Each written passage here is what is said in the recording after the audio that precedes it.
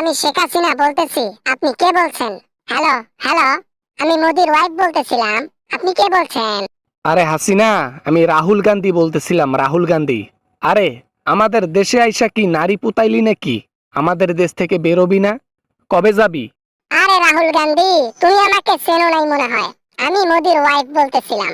ঠিক আছে, আমাকে তাড়াই দেওয়া এত সহজ কাজ নয়। তাই বলি কি রাহুল গান্ধী, এটা ভুলে যাও, আমি এই দেশ কখনোই ছাড়বো না। আমাদের দেশে কোনো স্বৈরাচারের স্থান নাই, তারপরও মোদি তোকে স্থান দিল। কেন দিল? তোদের কি কোনো অবৈধ সম্পর্ক আছে যার কারণে তোকে স্থান দিল দেশে? এ বেটা রাহুল গান্ধী, কথা বলবি না। আমার হাজবেন্ড যদি শুনে যে রাহুল গান্ধী আমাকে দেশ থেকে বের হয়ে যেতে বলছে, এটা যদি শুনে মোদি, তাহলে তোকে শেষ করে দিবে রে। হাসিনা, মোদি আছে যতদিন, তুমি হাসিনা ইন্ডিয়াতে আছো ততদিন। তাই বলি কি, সময় থাকতে দেশ ছাড়ো, নয়তো ভয়াবহতার সম্মুখীন হইতে হবে।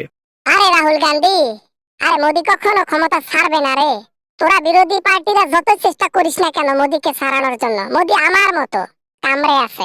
যতই কামড়ে থাক তোমার ভাতার, একদিন না একদিন তার পতন হবে ঠিক তোমার মতো। তোমারও ক্ষমতা যখন ছিল না, ওই কামড়ে ধরেছিলা কিসের জন্য জানো? ওই দুর্নীতি করে বাংলাদেশে স্বৈরাচারগিরি করে তুমি ছিলা। হ্যাঁ, ডাকাতি চুরি রাহাজানি এগুলা করেছিলা।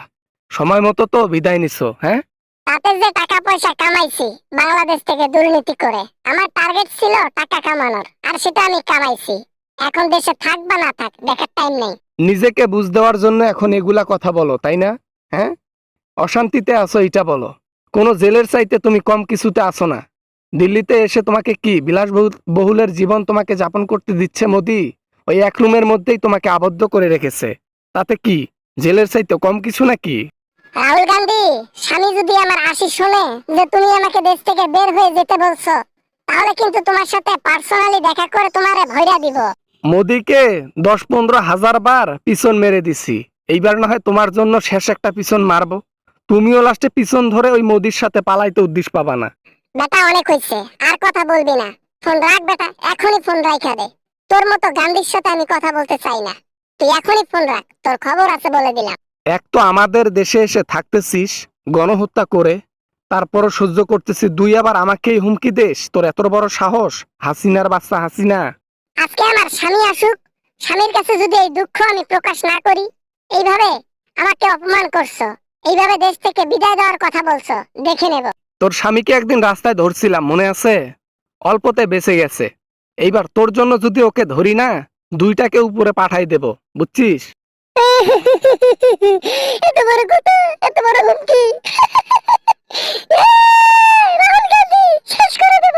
এই নিশিপল্লীর রানী হাসিনা, চুপ কর, অভিনয় কম কর। দেশ থেকে তাড়াতাড়ি বের হয়ে যা। আমাদের দেশে এসে আমাদের দেশের কালচারটাই নষ্ট করতেছিস। দেশ থেকে বের হবো না জন্য মোদিকে তলে তলে বিয়ে করছি, সংসার করতেছি, যাতে দেশ থেকে বের করে না দেয়, আর তুমি বলো বের হয়ে যাও। আজ নয়তো কাল মোদি যখন পতন হয়ে আমেরিকাতে গিয়ে সেটেল হবে, তোমার সেখানে থাকবে না ভিসা। কান্নাকাটি করেও লাভ হবে না, ওই বাংলাদেশে যেতেই হবে।